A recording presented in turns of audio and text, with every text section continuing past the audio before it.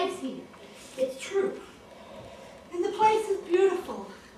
In a picture book, or to visit. But to live here, you and Ma don't have to keep to this hard life.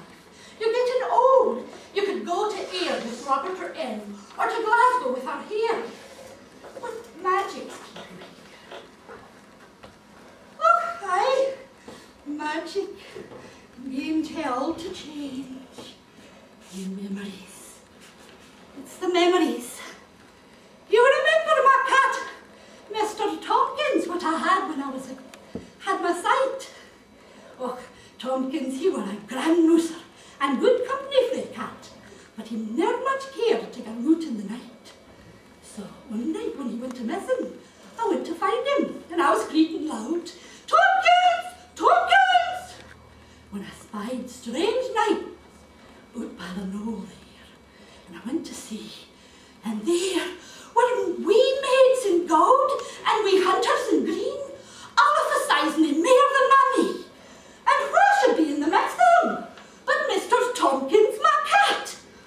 And Tompkins, he was looking like the king of the world, for all he had a gold crown in his head. And the fairy maids were combing his hair, telling him what a pretty cat he was, so soft, so clever, king of all the moosers, and on the like I've never heard.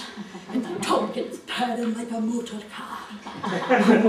Well, I had heard the stories. You should never truck with the fairy, for they'll attack your soul. So I ran back to the house and barred the door.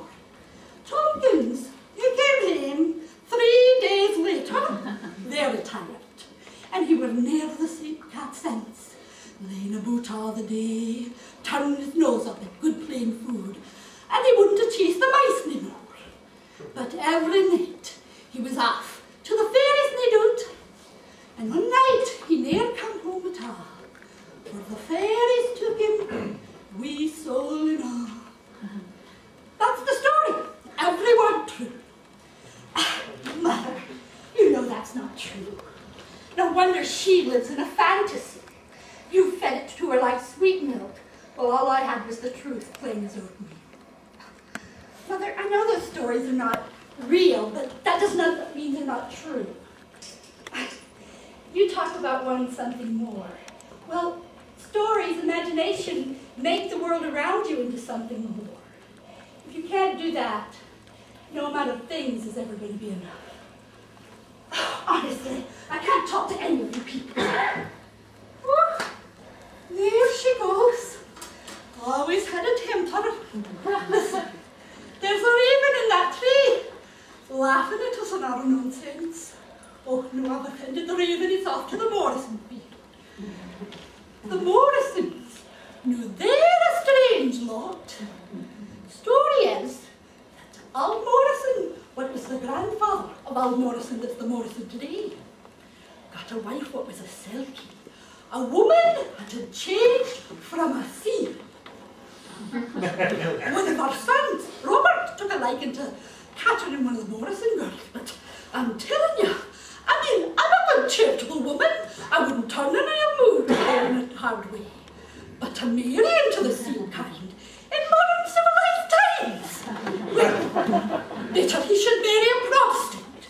Although I wouldn't quite go for that either. Well, I don't know, but seals might be Catholic, though more likely they're heathen. But you know those stories, men mixing their blood with the sea, I've heard them. And seals, they've got an aspect that's like to a person.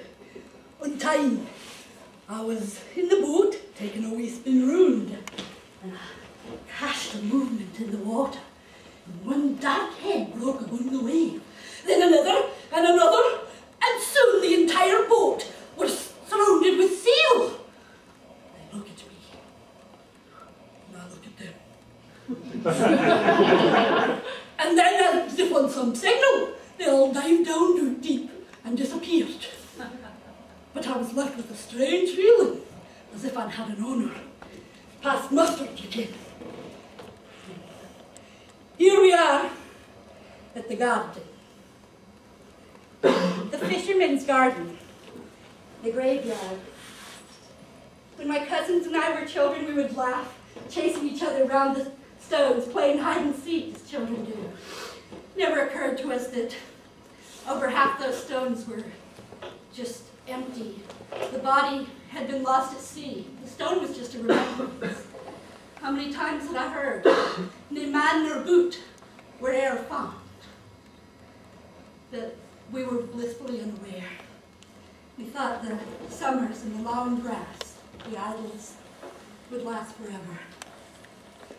Aye, it's a haunted place, this while, haunted by the dead and the living. We're a dying breed. I've followed the fish and the fisherman's way, like my father and his father before him. But my sons, they're mere to the docks and the industries. And my grandsons, they'll go to university. They're well of life.